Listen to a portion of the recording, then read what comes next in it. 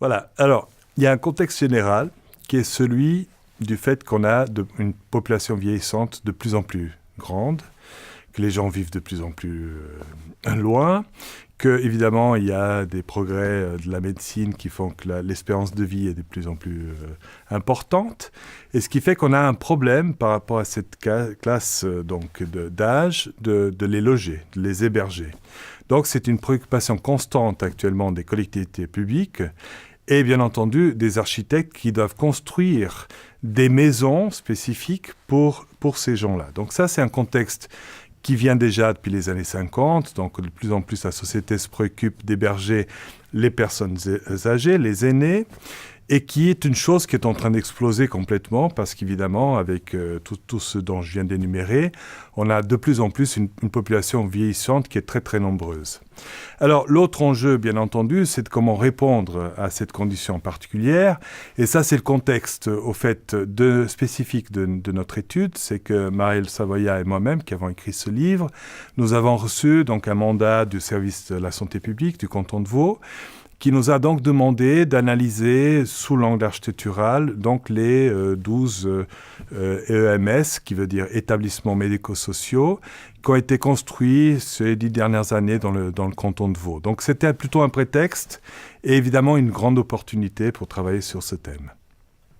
Alors, tout d'abord, c'est un programme qui, au début, était de nature philanthropique, c'est-à-dire que c'était certains mécènes qui s'en occupaient, ce qui fait qu'au départ, c'était plutôt des hôpitaux qui s'occupaient des personnes âgées. Et ça a été remis fortement en cause au XXe siècle, où on a admis plutôt l'idée que les logements pour les personnes âgées sont plutôt des maisons. C'est plutôt la dernière maison avant de partir.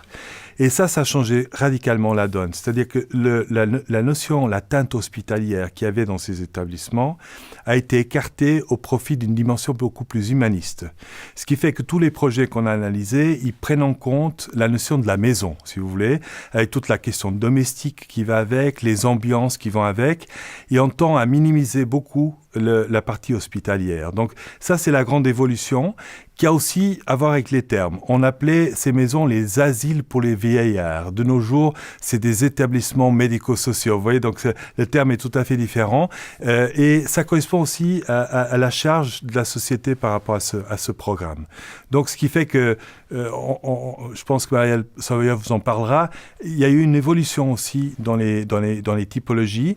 Tout ce qui était hospitalier a disparu. En fait, tout ce qui est long couloir hospitalier a pratiquement disparu. On essaie de faire des petites maisons dans lesquelles les gens se sentent bien. Alors, les tendances constructives qu'on a pu observer sont très diverses. On a pu observer une très grande diversité de parties, que ce soit la barre en long, les bâtiments en forme de cour, les bâtiments qui privilégient la centralité, une très forte centralité. Mais la plus forte tendance qu'on a pu observer, qui revenait le plus couramment, était celle qui avait tendance à privilégier une agrégation de petits volumes, ce qui permet de diminuer l'échelle du bâtiment et de revenir à une échelle plus humaine, moins hospitalière.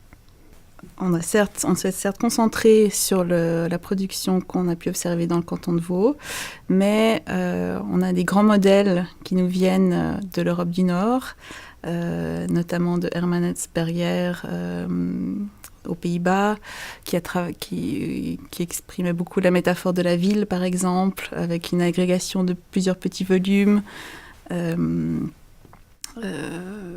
Au sud, ces réalisations sont venues un peu plus tard parce qu'il y avait culturellement les aînés étaient plus gardés dans les familles qu'au nord. Donc on voit qu'on est plus influencé par cette Europe du Nord et toujours avec cette grande humanisation du programme. Revenir à une petite échelle, à une échelle domestique, même dans le traitement des ambiances, des portes, des fenêtres, des seuils, tout ce genre de petites choses en fait.